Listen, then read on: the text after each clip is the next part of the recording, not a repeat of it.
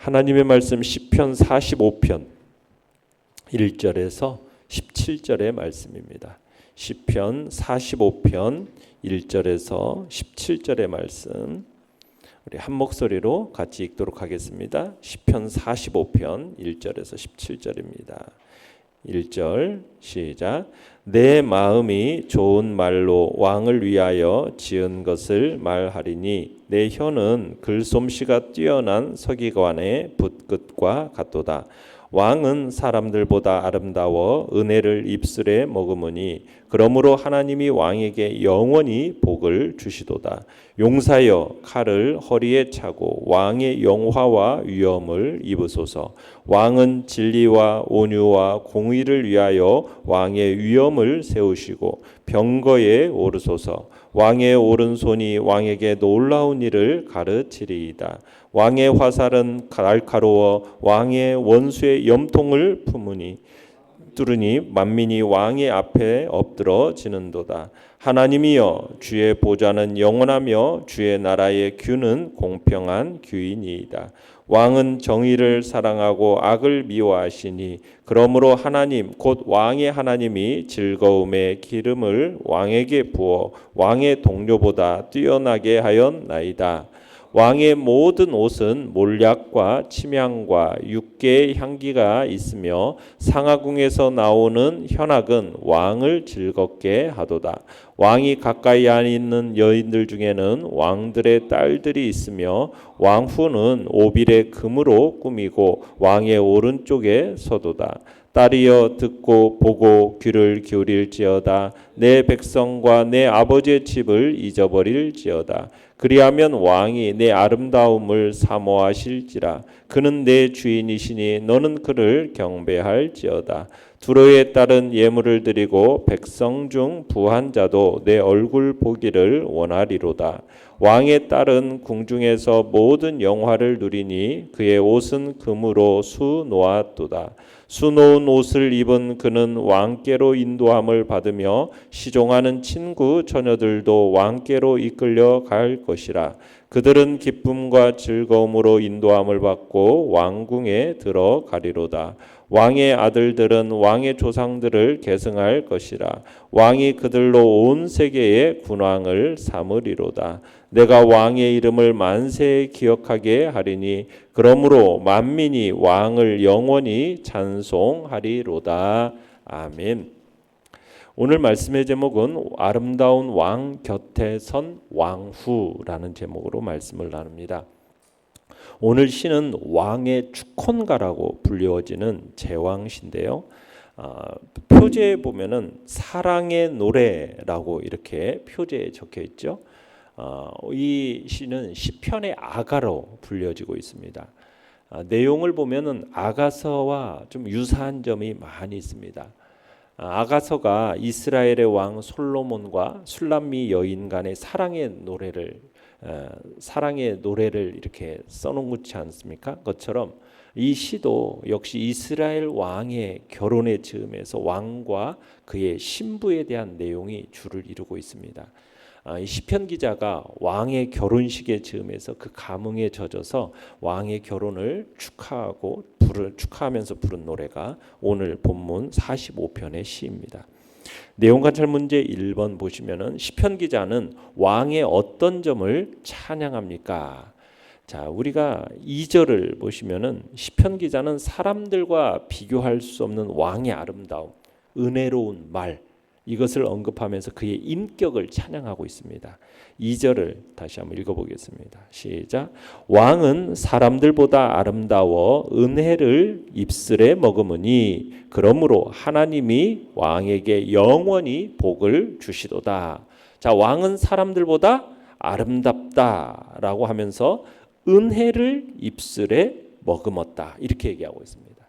자, 이 둘은 궁극적으로 왕의 내면적 미덕을 말하는 건데요. 사람들보다 아름답다라는 표현은 왕의 내면적인 아름다움이 모든 사람들보다 더 크다라는 겁니다. 은혜를 입술에 머금었다라는 것은 왕의 입술에서 은혜로운 말들이 넘쳐난다라는 뜻이에요. 그러니까 시편 기자는 지금 이 두 가지의 내면적인 미덕을 지금 병행시키면서 이 둘이 밀접한 관계가 있다라는 것을 얘기하는 거죠. 내적인 아름다움을 지닌 사람은 은혜로운 말을 할 수 있고 은혜로운 말을 하는 사람이 바로 내적인 아름다움을 가졌다라는 증거가 된다. 그 이야기를 하고 있는 겁니다. 3절로 5절을 보시면은 전쟁에 능한 왕의 위엄을 찬양하고 있습니다. 전쟁에 능한 왕의 위엄. 자, 3절을 먼저 읽어보겠습니다. 3절 시작. 용사여 칼을 허리에 차고 왕의 영화와 위엄을 입으소서. 자, 시편 기자는 왕을 가리켜서 용사여라고 부르고 있죠. 그러면서 칼을 허리에 차고 왕의 영화와 위엄을 입으라고 노래하고 있어요. 이건 마치 전쟁의 지도자, 오늘날로 말하면 국군 통수권자의 모습을 연상시키는 것이 용사라는 말입니다. 그러니까 이 용사로서 구체적으로 백성을 보호하고 악한 자들을 심판하는 권세를 상징하는 표현을 얘기하고 있습니다. 그래서 절대적인 권세를 가지고 악한 세력, 불의한 세력 심판하고 그들을 땅에서 도말함으로써 공의를 실현하는 왕의 위엄찬 모습을 묘사하고 있는 거죠. 자, 그 다음에 4절에서 5절을 다 읽어보겠습니다. 시작. 왕은 진리와 온유와 공의를 위하여 왕의 위엄을 세우시고 병거에 오르소서. 왕의 오른손이 왕에게 놀라운 일을 가르치리이다. 왕의 화살은 날카로워 왕의 원수의 염통을 뚫으니 만민이 왕의 앞에 엎드러지는도다. 자, 시편 기자가 지금 왕이 위엄 있는 모습으로 승전하기를 기원하고 있습니다. 지금 시편 기자가 그처럼 왕이 위엄 있게 승전하기를 기원하는 이유는 뭐냐? 진리와 온유와 공의를 위하여라고 말하고 있어요. 그러니까 시편 기자가 지금 왕의 어떤 개인 영달을 위해서가 아니라 진리와 온유와 공의를 위해서 승전하기를 기원하고 있는 겁니다. 많은 왕들은 왜 전쟁을 합니까? 자신의 개인의 야욕을 채우기 위해서 전쟁을 하는데 시편 기자가 전쟁하는 이유는 어떤 명분 없는 싸움을 위한 싸움이 아니라 대의를 위한 싸움을 요청하고 있는 거죠. 그 대의가 무엇입니까? 진리와 온유와 공의를 위한 싸움입니다. 진리와 온유와 공의. 그러니까 시편 기자는 바로 하나님의 능력을 인해서 왕이 두렵고도 놀라운 일을 행할 것을 노래하는데 그 왕이 행할 두렵고도 놀라운 일이 뭐냐? 바로 5절에서처럼 왕의 화살이 원수의 염통을 관통할 거라는 거죠. 그래서 왕 앞에 엎드러지게 된다. 심장이 뚫리는 치명상을 당해서 결과적으로 대적들이 왕의 앞에 엎드러지게 되었다 노래하고 있는 겁니다. 결혼식에 임하는 왕이 모든 전쟁에서 승리하고 그 위용을 드러낼 것을 찬양하고 있는 것이 바로 3절에서 5절까지의 이야기입니다. 그 다음에 6절로 7절에서는 무엇을 찬양하고 있느냐? 왕의 공의를 찬양하고 있습니다. 왕의 공의. 자, 6절에서 7절 같이 한번 읽어보겠습니다. 시작. 하나님이여 주의 보좌는 영원하며 주의 나라의 규는 공평한 규이니이다.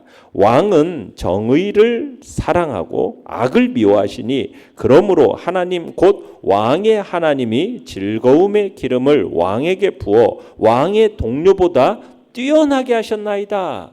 자, 여기서 시편 기자는 왕의 보좌를 지금 하나님의 보좌와 일치시키고 있습니다.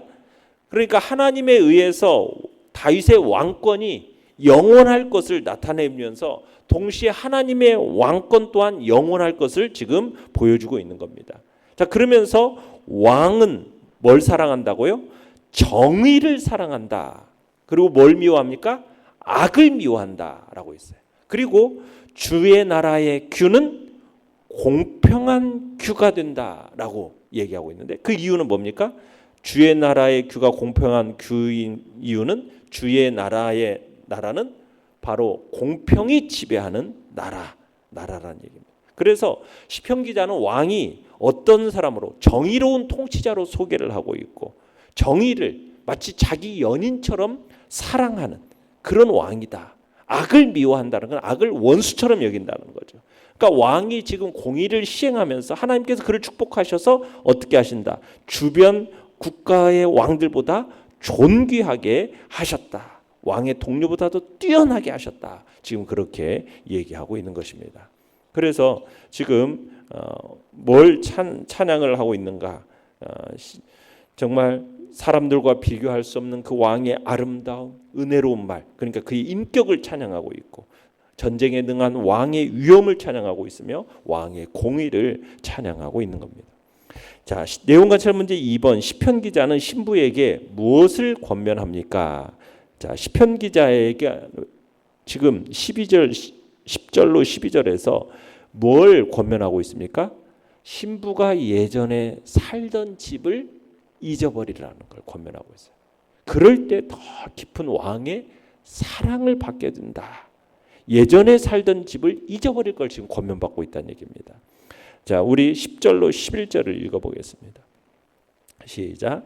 딸이여 듣고 보고 귀를 기울일지어다. 내 백성과 내 아버지의 집을 잊어버릴지어다. 그리하면 왕이 내 아름다움을 사모할지라. 그는 내 주인이시니 너는 그를 경배할지어다. 자, 여기서 딸은 누구를 가리키냐? 왕의 신부를 가리키는 겁니다. 시편 기자는 지금 신부를 향해서 권면을 주고 있어요. 뭐 하라고요? 내 백성과 내 아버지의 집을 잊어버릴지어다. 이렇게 권면을 하고 있어요. 내 백성과 내 아버지의 집, 신부가 왕에게 시집 오기 이전에 살던 나라, 백성들, 왕궁, 그것을 이야기하는 건데, 시편 기자가 지금 신부에게 이런 것을 잊어버리라는 거예요. 이유는 뭐겠어요? 왜 잊어버리라는 겁니까? 왕과 그녀 사이를 벌어지게 할 수 있는 모든 인간관계를 파하라는 거예요.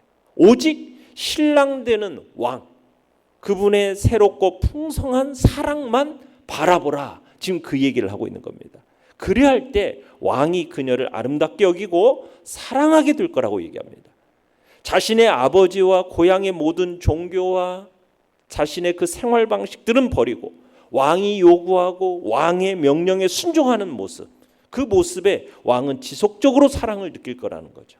이스라엘의 왕의 아내가 되었지만 과거 자신 백성의 아버지의 집에 마음을 두고 왕의 명령에 순종하지 않는다면 그녀에 대한 왕의 사랑은 지속될 수가 없다라는 겁니다. 12절을 읽어보겠습니다. 12절 시작. 두로의 딸은 예물을 드리고 백성 중 부한 자도 내 얼굴 보기를 원하리로다. 여기서 두로의 딸은 왕이 지금 두로의 딸이 왕의 신부에게 예물을 바친다라고 언급하고 있는데, 이들이 지금 신부에게 예물을 바치는 것은 지금 이스라엘 왕과의 결혼을 축하하기 위해서 지금 바치는 거죠. 그러니까 왕의 결혼을 축하해서 다른 나라에서도 지금 많은 축하 선물이 들어오는데, 여기서 지금 두로만을 언급하고 있는데, 이 두로라는 나라가 그 당시에는 가장 부유한 국가였어요. 그래서 지금 두로라는 나라를 대표적으로 쓰고 있는 겁니다. 그리고 백성 중 부한 자라는 표현을 쓰고 있는데, 여기는 이스라엘 백성 중에 유력한 사람, 그들이 새롭게 이스라엘의 왕비가 된 여인을 축하하면서 큰 권세를 가지게 된 왕에게 은혜를 입기 위해서 지금 그녀를 아련한다라는 그런 의미를 지금 얘기하고 있는 겁니다. 그래서 왕비는 자신의 능력이나 소유한 어떤 것으로도 그런 높임을 받은 게 아니죠. 자신이 무슨 능력이 있고 자신이 어떤 지위가 있어서가 아니라 오로지 왕과 결혼했기 때문에, 왕의 보좌의 곁에 앉아있기 때문에, 그래서 부유한 자들, 권력 있는 자들이 지금 왕후에게 예물을 드린다라는 겁니다. 자, 연구와 묵상 문제 3번입니다. 이 시편의 왕과 신부는 누구를 상징하겠습니까? 자, 이 시편에서 지금 표면적으로는 왕의 결혼을 축하하는 시입니다. 그런데 이 왕은 누구냐? 메시아인 예수 그리스도입니다. 예수 그리스도를 상징하는 거예요. 그리고 신부는요. 신부는 뭘 상징할까요? 바로 교회를 상징하는 겁니다. 그러니까 만왕의 왕이신 예수 그리스도와 그의 신부인 교회 간의 성스럽고도 완전한 영적인 결합, 그리고 예수 그리스도와 성도들 간의 천국 혼인잔치, 그걸 노래하고 있는 것이 바로 오늘 시인 거죠. 그걸 상징하고 있는 거예요. 그래서요, 히브리서 기자가 예수 그리스도의 탁월성을 입증할 때 히브리서 1장 8절로 9절을 보시면은 그 표현을 어디에서 갖다 썼냐? 오늘 본문 이 시편 6절로 7절을 인용해서 썼습니다. 다시 한번 6절 7절 다시 한번 읽어볼까요? 시작. 하나님이여 주의 보좌는 영원하며 주의 나라의 규는 공평한 규이니이다. 왕은 정의를 사랑하고 악을 미워하시니 그러므로 하나님 곧 왕의 하나님이 즐거움의 기름을 왕에게 부어 왕의 동료보다 뛰어나게 하셨나이다. 히브리서 1장 8절로 9절이 이 시편 이 본문을 그대로 가져다가 인용하면서 예수 그리스도를 소개하고 있는 거예요. 장차 다윗의 자손으로 오실 만왕의 왕, 바로 그분이 하나님이시다.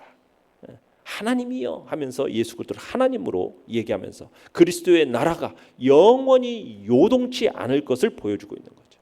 만왕의 왕이신 예수 그리스도, 그분은 공의로우신 왕이시고 공평을 성품으로 가지신 분임을 보여주고, 그러면서 히브리서 기자는 왕을 만왕의 왕이신 그리스도로, 여기서 동료라고 나오죠. 히브리서에서는 이 동료를 누구로 이해했냐? 천사로 이해했습니다. 천사로. 그래서 하나님께서 그리스도를 천사들보다 우월하게 하셔서 그에게 우주적 통치권을 주실 것을 예언한 시다라고 보여지는 겁니다. 그래서 이 시는 바로 메시아 시인 거죠. 자, 느낀 점 4번입니다. 예전의 삶을 내려놓을 때 신부는 더 깊은 왕의 사랑을 받을 것이라는 교훈에서 무엇을 느낍니까? 자, 주님의 신부된 성도가 결국엔 뭘 청산하라는 겁니까? 세상적인 삶을 과감히 청산하라는 거죠. 그리고 주님만을 사랑하라는 거예요. 그럴 때 그 무엇과도 비교할 수 없는 주님의 깊은 사랑을 경험하게 되고 복된 삶을 살게 될 것을 느끼게 되는 겁니다. 우리는 본래 어떤 자였습니까? 세상에 속한 자였죠. 그런 우리가 만왕의 왕이신 예수 그리스도의 택함을 받아서 그분의 신부가 되었어요. 그러면은 우리는 이제 전날 우리가 속하여 살던 그 세상의 모든 세속적인 것들을 어떻게 해야 된다고요? 잊어버려야 된다는 거예요. 오직 신랑 되신 예수 그리스도의 관계를 파행하는 모든 세속적인 것들은 어떻게 한다? 끊어버려야 된다는 겁니다. 오직 신랑 되신 예수 그리스도, 그분만을 사모하고 그리스도의 그 가정의 삶의 원리에 충실해야 된다는 거죠. 그래야 신랑 되신 예수 그리스도께서 우리를 기뻐하시고 아름답게 보셔서 지극히 사랑해 주신다. 그 얘기를 하고 있는 겁니다. 그러나 여전히 성도들 중에는 예수 그리스도를 믿었음에도 불구하고 여전히 세상에 대한 미련이 남아 있어서 세상의 풍속을 따르는 사람들이 있습니다. 자꾸 세상으로 나아가려는 사람들이 있습니다. 이런 사람은 그리스도의 사랑을 받을 수가 없다는 거죠. 이런 사람은 그리스도의 신부가 될 수 없다는 거예요. 그리스도께서는 당신의 신부에 대해서 정말 사랑이 부족해서 그들을 버리는 게 아니라 그들이 본래 그리스도의 신부로서 모든 것을 버리고 정말 예수 그리스도 그 한 분만을 바라보면서 살아가도록 우리를 부르셨는데, 그렇게 하지 않는 것은 어떻게 보면은 신부로서의 버림당할 모습이라는 겁니다. 그리스도의 신부된 우리는 본래 속하였던 세상의 그 세속적인 풍습들은 어떻게 하고요? 끊어내버려야 됩니다. 그리고 오직 그리스도만 바라보고 그리스도께서 우리에게 요구하시는 그 삶의 원리를 쫓아서 우리는 그렇게 살아가는 존재로 살아가야겠다. 우리는 주님 앞에서 결단해야 되는 것이죠. 결단과 적용 5번입니다. 나를 주님의 신부로 왕으로 삼으신 그 은혜와 사랑에 감사하는 기도를 드립시다. 신랑 되신 주님과 깊이 연합하기 위해서 내가 청산해야 할 것과 결단해야 할 것은 무엇입니까? 예수 그리스도 만왕의 왕으로서 우리는 성도로서 그분의 신부입니다. 예수 그리스도는 우리의 신랑이 되시죠. 그분이 우리를 지극히 사랑하셔서 우리를 세상에서 불러서 당신의 신부로 삼아주셨습니다. 우리는 이제 예수 그리스도의 신부입니다. 그러면 그 신부에 걸맞는, 그 신분에 걸맞는 그런 삶을 살아가야 되겠죠. 오직 그리스도만을 사랑하고 그리스도를 위해서 우리 자신을 정결하게 보존해야 할 것입니다. 왕이자 우리의 신랑 되신 예수 그리스도, 그분의 말씀에 순종하는 삶을 살아가야 할 것입니다. 정말 우리가 이와 같이 살아갈 때 우리 신랑 되신 예수 그리스도께서 우리를 더 어여삐 여겨주시고 우리를 더욱더 사랑해 주시며 우리가 지금 현재 누리고 있는 그 영광 더욱 풍성하게 누리게 해야 되는 복된 자리로 우리를 이끌어 주실 것입니다. 우리가 주님 앞에서 정말 세상의 그 모든 것들을 단호하게 끊어내고 주님만을 바라보고 그분만을 사랑하겠다라는 복된 결단이 우리 안에 있기를 바랍니다. 오늘의 기도 같이 읽겠습니다. 시작. 세상적인 옛삶의 모습을 버리고 주님과 연합해 더 깊은 사랑의 교제를 나누며 천상의 복을 누리게 하소서. 아멘.